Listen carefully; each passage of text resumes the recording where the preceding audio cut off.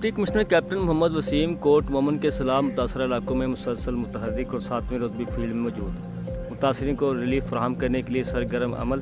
آج سہ پہر انہوں نے مڈ رانجھا کے سیلاب سے متاثرہ مرکزی سڑک کا تفصیلی دورہ کیا، جہاں ہائی ویز اور ضلعی انتظامیہ کی دن رات کی کاوشوں سے سڑک مکمل طور پر بحال کر دی گئی ہے۔ مرکزی سڑک کی بحالی سے مقامی آبادی کو آمد و رفت میں بڑی سہولت میسر ہو گئی اور امدادی کارروائیوں میں بھی تیزی آ گئی ہے۔